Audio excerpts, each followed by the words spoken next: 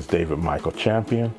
I'm a custom model car builder, retired from Long Beach Transit as a bus driver and trainer for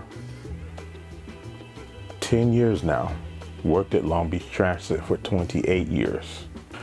I was introduced to model car building at age 5, walking through the Salvation Army, when I seen a partial 59 Impala kit, and it caught my interest. I bought it for 5 cents, and from that point on, I've always been hooked on cars anyway. So that little discovery furthered my interest. Favorite type of model cars I like to build are Cadillacs, because they're so hard to come by, or they were hard to come by the time I got to the point when I really got into this model car building thing. Plus, within the family, my father always drove Cadillacs, so that brought me to wanting to build model Cadillacs. There's a very large model building community. I know people who build model cars from here to China, the Netherlands. My reasons for liking model car building so much is, the main reason is because with model cars, you can have just about any kind of car you want. Whereas in real life, you're limited to what you can afford. There are model car building competitions around the world. I've been as far out as New Jersey. Mostly we stay within California, the guy that I travel with, but New Jersey is the furthest I've ever been out. And there's a really big show out there once a year, but due to COVID, I haven't made it out there in coming up on 4 years now. At the shows, we get to meet people that we've only talked to on Facebook and Instagram. Between age 5 and up to about, I'd say 21, I built model cars. I mean, I bought more. My next one was a 64 Mustang. And it was just one after the other after that one. I mean, just countless, one after the other. All the way up until about age, I would say 21. I kind of started discovering other things, like females. Well, I discovered them long before that, but they were just getting under my skin then. So I had built a lot of model cars, and once I was making the transition from model cars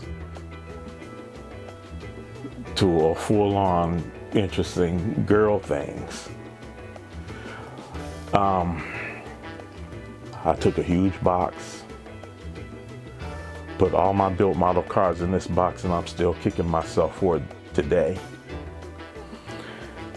And I said to myself, I'm gonna stop this for a while. Maybe this will be it. Maybe I won't build again. And a little kid coming up the street, I'm like, hey, want some model cars? He said, sure. He was surprised when I walked out at the size of the box that I was carrying. And these cars are only 8 to 12 inches at most. So you can imagine this huge box, and it's full of cars, and they were sticking up out of the top of the box. And his eyes almost popped out. He said he was gonna run home and get his wagon and come back because he was on a bicycle and he couldn't carry that big box on a Stingray.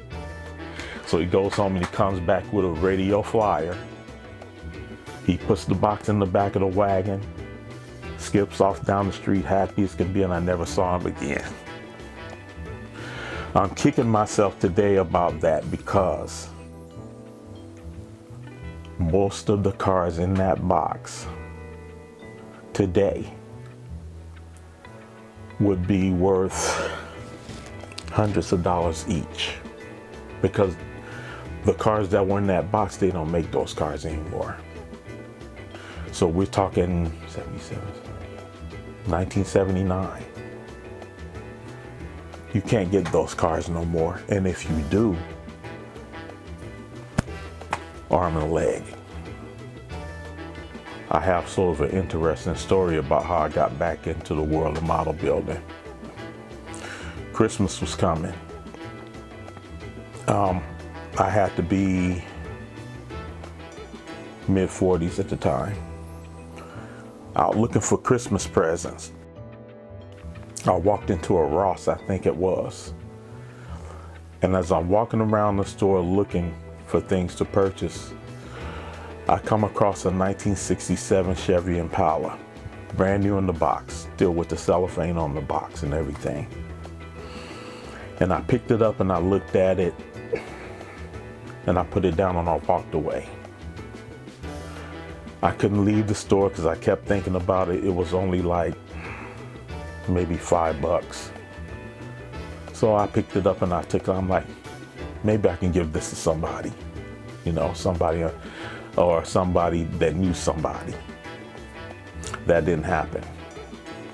I opened up that box just to see what model cars looked like since it had been so long. And this was 1998, because Christmas was coming and soon to be 1999. I opened up the box. I took the car out and I held it in my hand and looked at it, and it just brought back all kinds of memories. So I remember thinking, I'm gonna go ahead and paint this and build it and see what comes of it. So I didn't end up painting it because it was already molded in blue. So I left it in that color and I just built the car. And that's what got me back into it. My wife seen I was into it.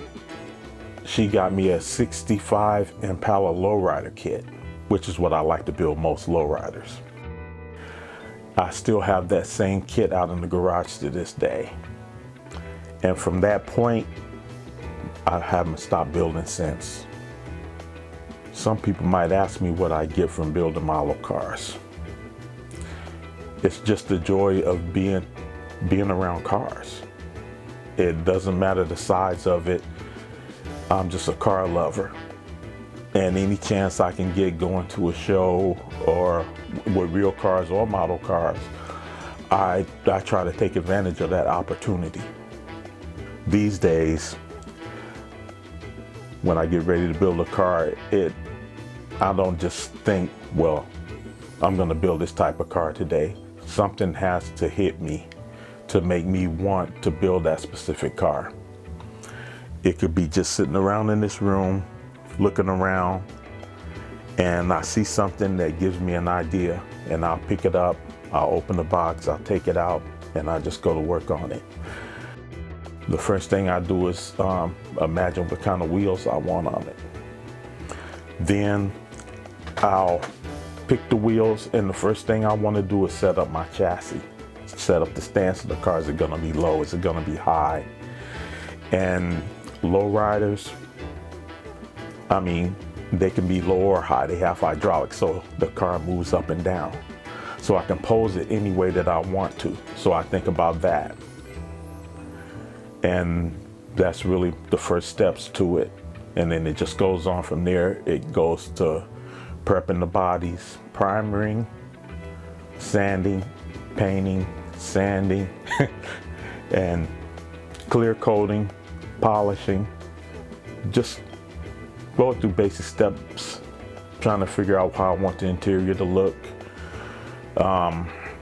Biggest part of it is sometimes a color. I'll see a color that I like and think, hey, that'll look good on this particular type of car. And it could start there. A lot of people ask me, what do I do with the cars after I built them? Some of them end up for sale. I do end up selling them. Most of them are still right here with me. They are stored in boxes. Actually baseball card boxes. They fit in the 550s very nicely, most of them. And out in the garage, I have several plastic containers full of cars. The reason why I still have them, most of them is because I like to go back and look at them and see what I've done with them, see what colors I use, so I'm not repeating the same colors as much. The reason, like I started to say, the reason why I have so many of them still is because nobody wants to pay what goes into these cars. A lot of people think they can get something like this for $50 or something. No. I could have $50 just in the paint and the tires and wheels. So the reason why I have so many, people don't want to pay what went into them. So I have my little moniker. Well, it actually comes from cars itself. My nickname is Deluxe. I'm known as Deluxe Model Body Works. The Deluxe part is because there are certain cars you can buy that are just a standard model, but if you want to pay a little more, you can get the Deluxe model. That's where the Deluxe comes from. Deluxe Model Body, well, it's the model. This is known as a resin body here. It's not made of plastic. It doesn't come in boxes like this from the store. And they need a lot of body work. Deluxe Model Body Works is where I came from with the name. This car here is a customer car. Basically, they tell me what they want. And if I can do what they want, something simple like this, we go for it. They tell me the colors they want on it, the tires and wheels, whether they want it to be a low rider or a muscle car. It depends on what it is. And what I charge them depends on what they want in the car. If they want just a stock built car out of a box, that's one thing. But when you start asking custom wheels and custom stands and custom interiors, price gets up there a little bit. But I don't want to stick on the price thing, but my prices are much lower than some other guys out there who put a lot into them too, but I don't really do it for the money. It's just for the joy of building. How long I'll be doing this, I have no idea. I figure though, until I can no longer see or use my hands or lose my motor skills. But this is something I plan on doing for a long time to come, as long as I can. It's my peace of mind. It's what calms me down and pretty much keeps me sane. When I'm building these cars, it's like everything else around me kind of goes on standstill. They require a lot of focus, and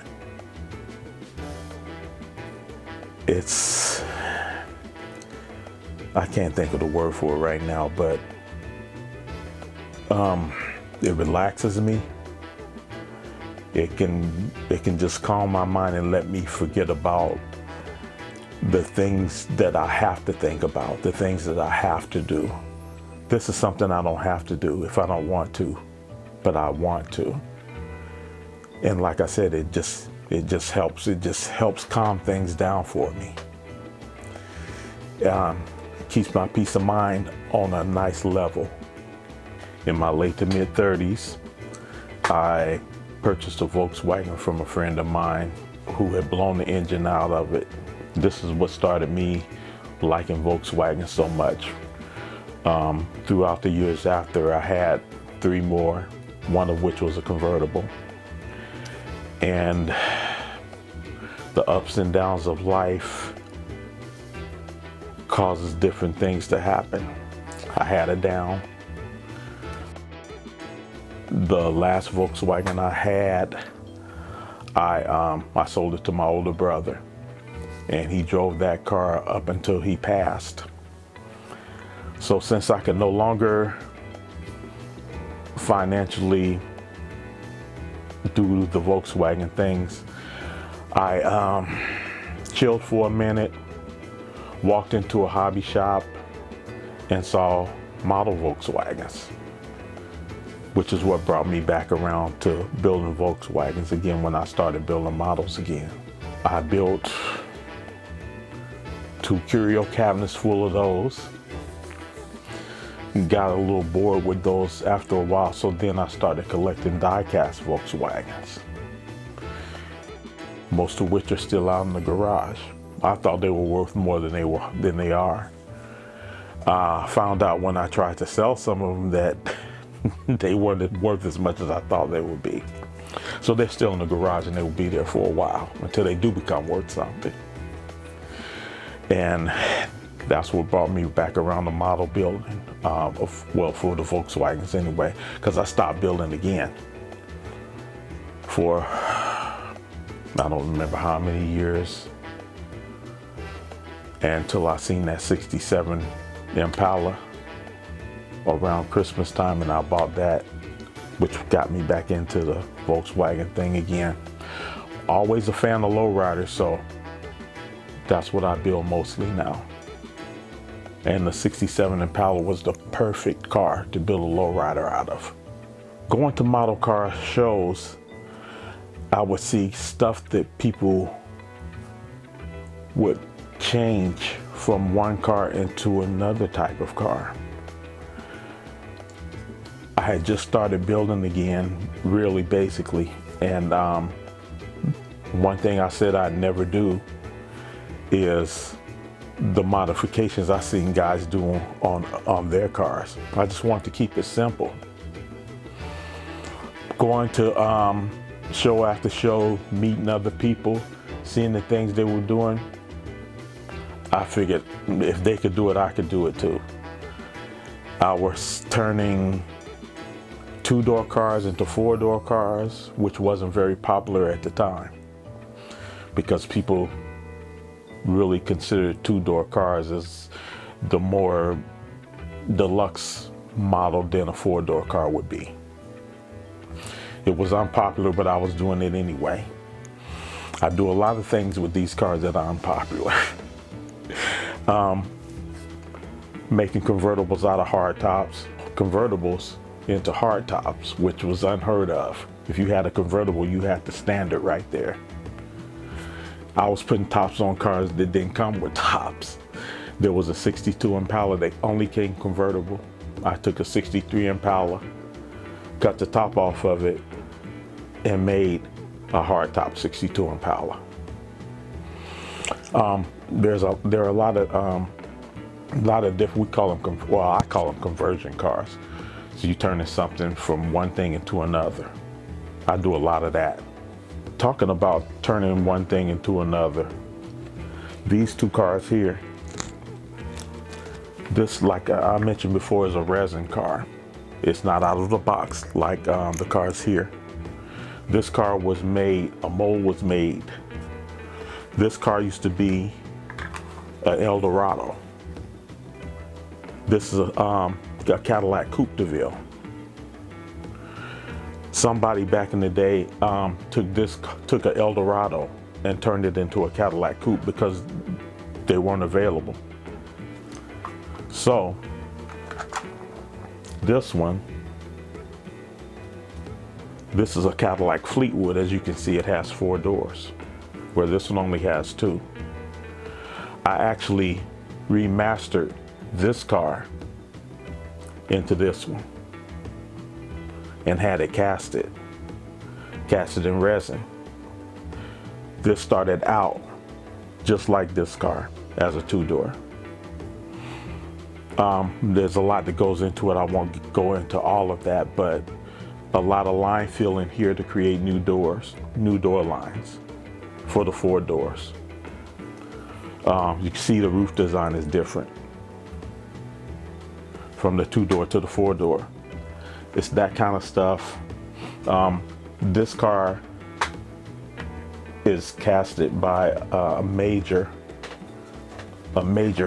resin caster in the game now, and people have been buying them, and I remastered it. That's just one of a whole lot of other things I've done with some similar things.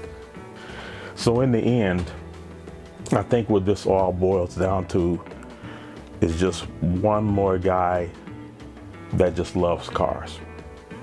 Of course, real cars and the model cars, simply because with model cars, like I may have said before, you can have just about any type of car you want to, where in real life, you can't really, unless you're a millionaire or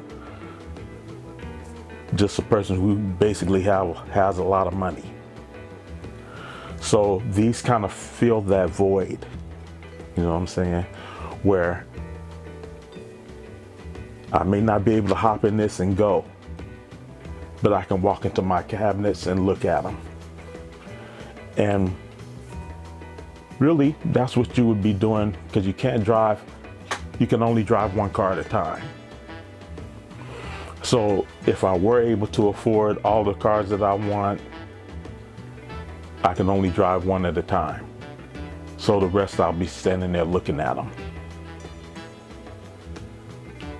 It's basically the same thing with these. I can't drive them, but I can go in and look at them anytime I want to if I hadn't sold it. And even if I did sell it, most of the time I know who I'm selling it to. And I can just simply ask them to send me a picture.